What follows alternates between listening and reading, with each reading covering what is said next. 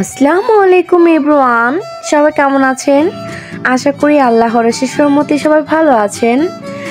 আজকে একটি নতুন রেসিপি নিয়ে আপনাদের সাথে চলে আসলাম। অনেক দিন ধরে চিন্তা করতেছিলাম একটা চাটনি বানাবো। এখন যেহেতু ভরপুর টমেটোর সিজন, দামটাও খুব সস্তা, তাই আজকে টমেটো দিয়ে বড়ই টমেটো আর কি দেব বলেন তো? টক টক কিছু না দিলে তো হয় না, তাই আজকে বড়ই টমেটো তেঁতুলের চাটনিটি বানিয়ে ফেলবো। সামনে যেহেতু রোজা চলে আসতেছে, রোজা সময় মাঝে মধ্যে রোজা রাখার পর সেহরি, ইফতার বা যে কোনো সময়ে একটু টক টক জিনিস খেতে ইচ্ছে করে। বিশেষ করে আমার তো ইফতারের পর একটু টক টক আচার জাতীয় খাবারটা খেতে খুবই ইচ্ছে করে, তাই আমি প্রতি বছরই এই জিনিসটা বানিয়ে ফেলি। এই যে দেখেন, লাল লাল টকটকে একদম শুকনো বড়ই দিয়ে টমেটো আর তেঁতুলের একটি চাটনি বানাবো। এই যে দেখেন, আমি টমেটো চাটনিটা বানানোর জন্য এখানে আমি লাল লাল শুকনো বড়িটা একটু বেছে নিচ্ছি, কারণ এই বড়িতে অনেক সময় পোকা থাকে। এই যে মানহাও আমার সাথে বেছে নিচ্ছে, দেখেন ও আমাকে হেল্প করছে। আর এই বড়িগুলোতে অনেক পোকা বের হয়েছে আজকে আমার। এই যে দেখেন, আস্তে আস্তে করে আমি বেছে নিচ্ছি। এই যে দেখেন, এখানে অনেকগুলো ওয়েস্ট হচ্ছে। যাই হোক, কিছু করার নেই। আজকে চাটনির জন্য আমি হাফ কেজি শুকনো বড়ি নিয়েছি আর হাফ কেজি তেঁতুল। বাট আমি তেঁতুলটা এখানে 250 গ্রাম ব্যবহার করব, কারণ বেশি টক দিলে আবার খেতে ভালো লাগে না। আর আজকে যে বড়িটা আমি নিয়েছি এটা কিন্তু অনেকটাই টক ছিল, তাই আমি এখানে তেঁতুলটা অর্ধেক পরিমাণ নিয়েছি। আমার বড়িটা ফ্রেশভাবে ক্লিন করার পর এই যে ধুয়ে নিয়েছি। এখন আমি একটা চুলাতে কড়াই বসে নিয়েছি। এই সাইড দিয়ে আমার তেঁতুল আর টমেটো আর এই নিচে বড়ই, যেটা আজকে আমাদের আচারের মেন ইনগ্রিডিয়েন্টস। এইখানে আমি কিন্তু শুকনো মরিচ, 5 ফোড়ন, তেজপাতা দিয়ে দিয়েছি সাদা সয়াবিন তেলের মধ্যে। আজকে এখানে সরিষার তেল কিছুই ব্যবহার করতে হবে না।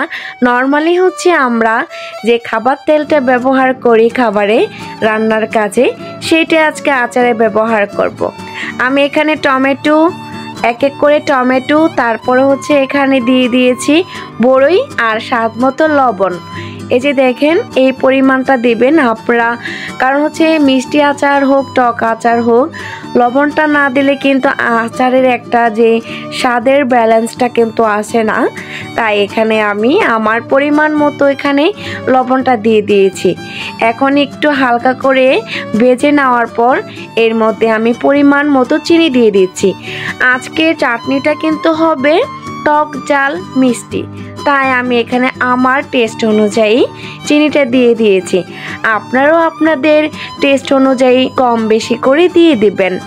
এই যে দেখেন, এখন আমি একটু নেড়ে চেড়ে নেব। আসলে এই চাটনিটা আমি বানানোর পর আমার বাসায় মনে হয় 1 ঘন্টাও থাকবে না, কারণ এটা কিন্তু সবারই পছন্দ। তারপরও চেষ্টা করব রোজার জন্য কিছু সংরক্ষণ করে রাখার জন্য। আর যদি না পারি তাহলে আর কি করার, আবার নতুন করে বানিয়ে নিতে হবে। এই যে দেখেন, এই পর্যায়ে এসে কিন্তু আমি এখানে শুকনো মরিচের গুঁড়াটা দিয়ে দিয়েছি, কারণ একটু ঝাল ঝাল না হলে আমার কাছে ভালো লাগে না। আমি কিন্তু বেশ কিছু শুকনো মরিচের গুঁড়া দিয়েছি এখানে। আর এই পর্যায়ে এসে একটু পানি দিয়ে দিচ্ছি। এই যে দেখেন, এই পানিটা রাখবেন, কারণ বড়ইটা সেদ্ধ হতে বাকি অনেকটাই সময় লেগে যায়, এর জন্য আমি এই পানিটা দিয়েছি। এই যে দেখেন, কালারটা কত সুন্দর আস্তে আস্তে আসতেছে। প্রথম কিন্তু কালারটা আসবে না, এইটা যত আপনি জাল দিবেন, যত পাকাবেন, ততই আপনার কালারটা সুন্দর হয়ে আসবে। আর এই পর্যায়ে এসে আমি এখানে কালো জিরে দিচ্ছি। কালো জিরাটা আপনাদের না থাকলেও সমস্যা নাই, কারণ 5 ফোড়নেতে কালো জিরা থাকে। তারপর এটা আমি দিচ্ছি, আপনারা স্কিপ করে নিতে পারেন। আমার আসলে কালো জিরার ফ্লেভারটা খুবই ভালো লাগে আচারে, আচার বা চাটনি যেটাই বলেন না কেন। আর দিয়ে দিচ্ছি এখানে, বলেন তো এটা কি? এটা কিন্তু সরিষা, আস্ত সরিষা। এইটা দিবেন লাস্টের দিকে, কারণ এইটা এই পর্যায়ে না দিলে এটা সেদ্ধ হতে সময় লাগবে, তার জন্য। এখন আস্তে আস্তে এটা নাড়াচাড়া আর নাড়াচাড়া, কারণ এই আচারটাই দেলাড়া। ঢেলাটা বলতে কি বলেন তো, আস্তে আস্তে নাড়তে নাড়তে নাড়তে নাড়তে কালারটা আসবে। এই যে দেখেন কালার কিন্তু অনেকটাই চেঞ্জ হয়ে এসেছে। আমার আসলে এই আচারটা চাটনিটা বানাতে কিন্তু অনেক সময় লেগে গিয়েছে, প্রায় 1 ঘন্টার মতো। আপনারাও কিন্তু চুলার আঁচটি একদম মিডলে রেখে এই চাটনিটা বানাবেন, তা না হলে কি হয়ে যাবে বলেন তো, এটা যদি একটু লেগে যায় একটা পোড়াপোড়া স্মেল আসবে, সেটা কিন্তু খেতে ভালো লাগবে না। এই যে দেখেন থিকনেসটা কি সুন্দর এসেছে। এখন আস্তে আস্তে আমার যখন কালারটা আমার মন মতো হয়ে যাবে তখন কিন্তু আমি এখান থেকে নামিয়ে নেব। আর একটা কথা বলি, আমার এখানে কিন্তু একটা জিনিস স্কিপ হয়ে গিয়েছে।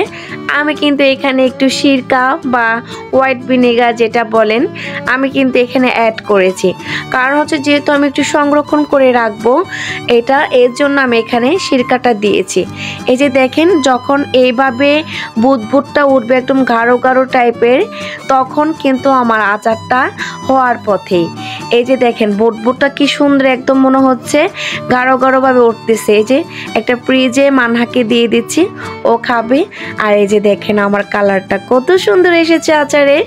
আশা করি আপনারা সবাই বাসায় আমার এই রেসিপিটা অবশ্যই একবার হলো ট্রাই করবেন। আর যদি আমার রেসিপিটা আপনাদের কাছে ভালো লেগে থাকে অবশ্যই একটি লাইক সাবস্ক্রাইব করে দিবেন। আর যারা নতুন এসেছেন আমার চ্যানেলে অবশ্যই বেল বাটনটি ক্লিক করে দিবেন। আল্লাহ হাফেজ।